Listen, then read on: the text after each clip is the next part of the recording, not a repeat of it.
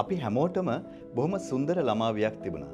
ඒ ළමා කාලය තුළ ඇතැම් මතක හරිම රසවත්. ඔබට මතක ඇති අපි වටා හිටපු වැඩිහිටියෝ. ඒ අය නිරන්තරයෙන් අපෙන් අහපු දෙයක් තමයි ඔයා ලොකු වුණාම කවුරුන් වෙන්නද කැමති කියලා. එහෙම අහපු හැමෝටම අපි දීපු උත්තරේ තමයි මම ටීචර් කෙනෙක් වෙනවා. මම ලෝයර් කෙනෙක් වෙනවා. මම ඩොක්ටර් කෙනෙක් වෙනවා. එහෙමත් නැත්නම් මම ඉංජිනේර කෙනෙක් වෙනවා. යනාදී වශයෙන් අපේ සමාජයේ පිළිගත් යයි සලකන වෘත්තීන් පිළිබඳව ඔබ නිරන්තරයෙන් ඔවුන්ට උත්තර දෙන්නට ඇති.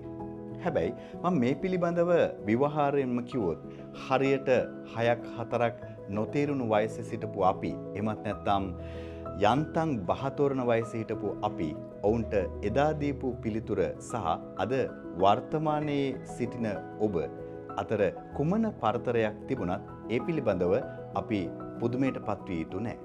හැබැයි අද ඔබ තරුණයෙක්, ඇතැම් විට ඔබ වෘත්තිකයෙක්, එහෙමත් නැත්නම් ඔබ ඔබේ ශාස්ත්‍රය තුළ කළමනාකරුවෙක්. ඔබ කවුරුන් වුණත් පුංචි කාලේ වැඩිහිටියෝ අපෙන් මේ ප්‍රශ්නය අහනකොට නිශ්චිත පිළිතුරක් නොමැතිව අපිට හිතට ආපු දේ ඒ ක්ෂණිකව අපිට කටට ආපු දෙයකින් අපි ඔවුන්ට පිළිතුරු දුන්නා වගේ කවුරුන් හෝ කෙනෙක් මේ හා සමාන ප්‍රශ්නයක් ඔබෙන් අහපු වෙලාවට අදටත් ඔබ තුල නිශ්චිත පිළිතුරක් නැත්නම් ඒ සඳහා ඔබ තුල සූදානමක් නැත්නම් අන්න එහි ගැටලුවක් පවතිනවා. විශේෂයෙන් මාගේ අත්දැකීම තමයි විදායක ශ්‍රේණිය සඳහා ඇයදුම් කරන ලද ඇතැම් විට කළමනාකරණ ශ්‍රේණිය සඳහා ඇයදුම් කරන ලද සුදුසුකම් සහිත සුදුසුකම් ලත් ඇයදුම්කරුවන්ගෙන් පවා අපි පොදුවේ අහන ප්‍රශ්නයක් තමයි within next 3 years time where you want to see yourself, what is the purpose of your life, exactly who you are. ඇත්තටම ඔබ කවුද? මොකද්ද ඔබේ ජීවිතයේ ප්‍රමුඛතම ඒකායන අරමුණ? ඉදිරි වසර තුල ඔබව කවුරුන් විදිහටද ඔබ දකින්නට කැමති? මෙන්න මේ හා සමාන ප්‍රශ්නයක් අහපු වෙලාවට අපි බොහෝ සෙයින් දැකලා තිනවා බොහෝ ඇයදුම්කරුවන් අපහසුතාවයටපත් වෙනවා. ඔබ හිතන්න ඔබව කළමනාකරණය කරගෙන නැත්නම් ඔබ තුල නිශ්චිත ඒකායන අරමුණකින් යුතුව ඔබව සැලසුම් කරගෙන නැත්නම් ඔබ තවත් පිරිසක් ආයතනයක් ක්‍රමවේදයක් යම්කිසි ක්‍රියාවලියක් කළමනාකරණය කිරීම සඳහා තෝරා ගනිවිද? මෙන්න මේ පිළිබඳව ඔබ සිතා බැලිය යුතුයි. මෙන්න මේකට අපි කියනවා sense of purpose කියලා. sense of purpose මේ පෞද්ගලික ජීවිතයේදී වගේම ව්‍යාපාර කළමනාකරණයේදීද අතිශය අත්‍යවශ්‍ය සාධකයක්. මේ පිළිබඳව ඔබට මනාවට පැහැදිලි වේවි. ලෝපුරා සාර්ථකත්වයක් අත්පත් කරගත් ඉතා ඉහළ පාරිභෝගික ආකර්ෂණයක් දිනාගත් භාණ්ඩ හා සේවා නිෂ්පාදනය කරන ලෝපුරා සුප්‍රකට ආයතන පිළිබඳව ඔබ අධ්‍යයනය කරලා බැලුවොත් විශේෂයෙන් Nike, Adidas, Google, Netflix, Disney World, Coca-Cola මෙන්න මෙවැනි ආයතන පිළිබඳව භාණ්ඩ පිළිබඳව ඔබ අධ්‍යයනය කරලා බැලුවොත් මේ සියලුම ආයතන ඔවුන්ගේ සමස්ත උපාය මාර්ගික කළමනාකරණ ප්‍රවේශයන් සැලසුම් කිරීමේදී ක්‍රියාත්මක කිරීමේදී ඔවුන් ප්‍රමුඛතම අරමුණ ඉලක්කය මූලික කරගෙන තමයි ඔවුන්ගේ සැලසුම් සකස් කරනු ලබන්නේ. එසේනම් එහා සමානවම ඔබ වෘත්තිකයෙක් නම් ඔබේ වෘත්තිමය ජීවිතය තුළ ඔබ ගන්නා වූ තීරණ තීන්දුවලදී ඔබ කළමනාකරුවෙක් නම් ඔබේ සැලසුම් සකස් කිරීමේදී ඔබේ කණ්ඩායමට අවශ්‍ය මාර්ග උපදේශකත්වය ලබා දීමේදී ඒ සඳහා sense of purpose ඔබේ මූලික අරමුණ ඉලක්කය නිශ්චිතව හඳුනා ගැනීම ඒ විනිවිද භාවයක් පවත්වාගෙන යාම අතිශය අත්‍යවශ්‍ය සාධකයක් වෙනවා. ඔබ දන්නවා විශාල සේවාදායක සමාජිකවන් ප්‍රමාණයක් සේවය කරන ආයතන අපි කියනවා labor intensive industries කියලා. මෙන්න මෙවැනි ඉන්ඩස්ට්‍රීස් වල සේවයේ නිරත වන කළමනාකරුවන් නිරන්තරයෙන් විවිධ වැඩසටහන් සංවිධානය කරනු ලබනවා. ඒ සඳහා වුන් විශාල මුදලක් ආයෝජනය කරනවා. ඒ සඳහා වුන් විශාල කාලයක් වැය කරනවා.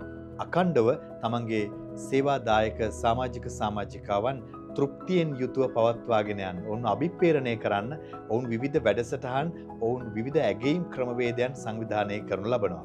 නමුත් එහා සමගාමීවම අපිට ඇහෙන මැසිවිල්ලක් තමයි ආයතන ප්‍රධානීන්ගෙන්, ආයතන හිමිකාරීත්වයෙන් අපි කොපමණ මුදලක් වියදම් කරත්, අපි කොපමණ කාලයක් වැය කළත් අපේ සේවකීන් අතෘප්තිකර තත්වයෙන් තමයි පසු වෙන්නේ. ඇයි? කොහොමද එහෙම වෙන්නේ?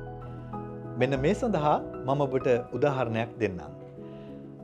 ඔබ දන්නවා ඇතැම් ආයතන වසරේ විශිෂ්ටයා තෝරනවා Employee of the Year. විශාල සමාජිකවන් පිරිසක් අතරින් තෝරා ගන්න ලබන එක සමාජිකයෙකුට හෝ කීප දෙනෙකුට ඔවුන් දෙසතියක විදේශීය සංචාරයක් ලබා දෙනවා. ඒත් එක්කම වසරේ විශිෂ්ටයා ගුවන්ගත වීම හේතුවෙන් ඔවුන් අභ්‍යන්තරවත් බාහිරවත් ඉතා පුළුල් ප්‍රචාරයක් ඒ සඳහා ලබා දෙනවා. ඒ සඳහා විශාල කාලයක් ඒත් එක්කම විශාල මුදලක් ඒ වෙනුවෙන් ඔවුන් වැය කරනු ලබනවා. ඔබ හිතන්නේ මේ සේවකයා නැත්නම් ආයතනික සමාජිකයා එලෙස උපරිම අභිප්‍රේරණයට නතු වේවිද? මෙයද වසරේ විශිෂ්ටයා අභිප්‍රේරණය කිරීමට මොටිවේට් කිරීමට ඔබට පවතින හොඳම ක්‍රමවේදය. ඇතැම් විට ඔබ හිතන්නට පුළුවන් මේ ඉතා හොඳ ප්‍රැක්ටිස් එකක්. මෙවැනි සේවා දායකයෙකුට ජීවිතේ එක්වරක් පමණක් ලැබෙන අවස්ථාවක්ද විය හැකියි. යනාදී වශයෙන් ඔබ හිතන්නට පුළුවන්.